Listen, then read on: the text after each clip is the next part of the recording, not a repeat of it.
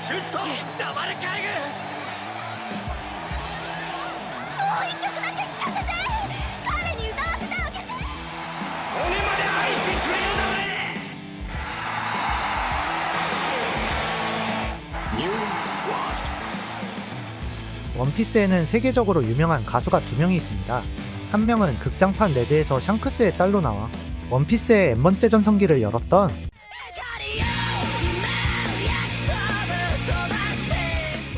우타가 있고, 또 한 명은 부르기죠.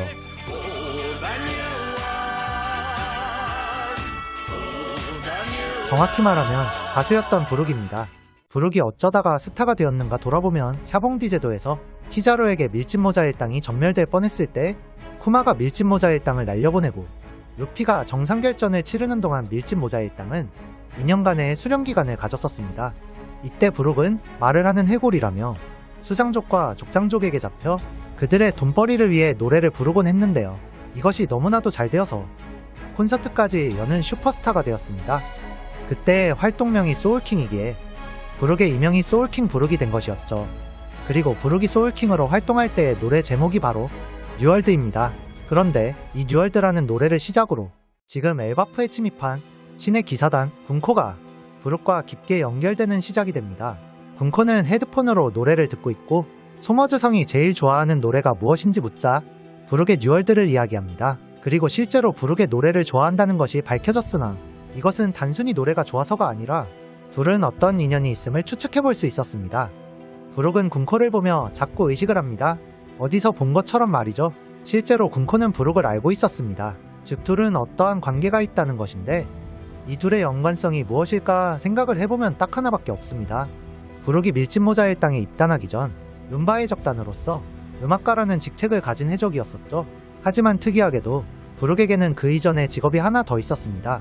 그것은 바로 昔とある王国の護衛船団の団長を務め 웨스트 블루 어느 왕국 호위전단 단장이라고 말입니다. 원피스가 최종장에 들어선 지금에 와서 부룩에게 또 새로운 설정이 주어질 리는 없습니다.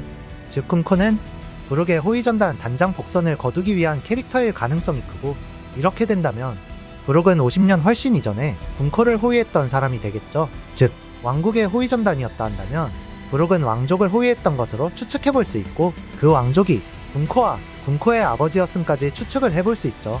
즉 군코와 군코의 아버지는 어떤 왕국의 왕족이었으며 부룩은 군코를 호위했던 호위단장이라고 볼 수 있다는 것입니다. 그런데 군코의 데자뷰 같은 짧은 회상을 보면 그 왕국에는 어떤 비극적 사건이 일어났다는 걸 추측해볼 수 있습니다. 실제로 부룩이 군코를 보며 하는 대사를 보면 그럴 리가 없다고 말을 하는 부분이 나오죠. 이것은 마치 그녀가 살아있을 리 없지라는 뉘앙스로 들리기도 합니다.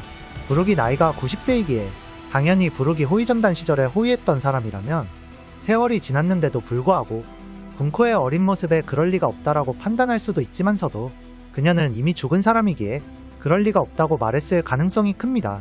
그 이유는 부룩이 호위전단 단장을 그만두고 해적이 되었기 때문이죠. 이것이 왜 이유가 되냐면 부룩은 명예로운 캐릭터입니다. 今日より麦わらのルフィ船長にこの命お預かりいただきます 그렇기에 모시던 사람이 죽지 않았다면 해적으로 전향할 이유가 없었을 가능성이 크기 때문이죠. 즉 군코는 부룩이 호위전단 단장을 하던 시절에 모시던 사람이었고 어떤 왕국의 비극으로 인해 죽었을 가능성이 크다는 것입니다. 그리고 그녀가 자신의 몸을 통제할 수가 없고 신의 기사단에 가입되어 있다는 점을 보았을 때 무엇 때문에 왕국이 멸망하고 죽었을까라고 생각해보면 가장 큰 가능성은 너무도 쉽게 추측할 수 있습니다. 사례가 있기 때문이죠. 바로 갓벨리 사건에서의 예시입니다.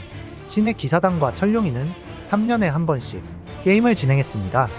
생주민 신의 기사단과 철룡이니 이가맹국 성 하나를 마음대로 진행하고 그곳에 사는 국민들을 사냥하는 게임입니다. 왕족의 존재는 없는 것이나 마찬가지죠.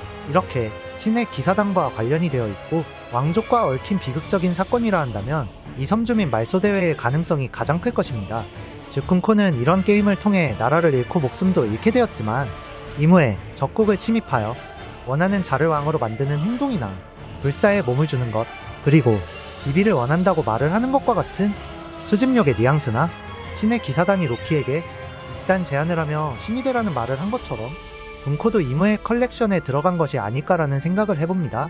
그래서 브룩은 밀짚 모자 일당의 그 누구도 알지 못하던 신의 기사단이라는 존재를 바로 알아차린 것이 아닐까 생각해봅니다. 이것이 맞다면 브룩과 군코의 뒷이야기와 이무의 능력과 신의 기사단에 대한 비밀, 그리고 악마의 능력에 대한 힌트들은 모두 브룩의 과거 회상뿐만 아니라 갓벨리 사건에서도 풀리지 않을까라는 생각을 해봅니다. 왜냐하면 신의 기사단이 있던 갓벨리 사건에서는 록스디지백이 세계의 금기에 다가갔다고 언급되었기 때문이죠.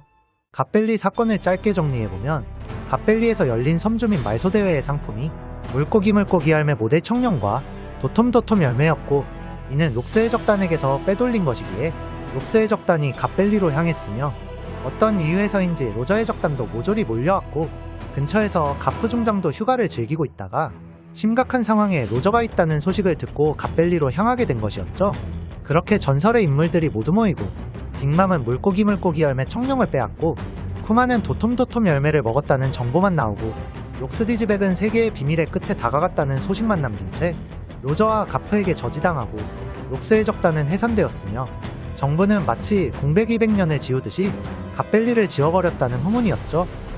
지금까지 들려드린 갓벨리 사건의 내용을 보면 단순한 대립과 충돌로 큰 특이사항이 없어 보이지만, 갓벨리 사건에서 가장 중요한 포인트는 록스디지백이 악마의 열매가 아니라 세계의 왕을 목표로 세계의 금기에 과도할 정도로 접촉했다는 것입니다.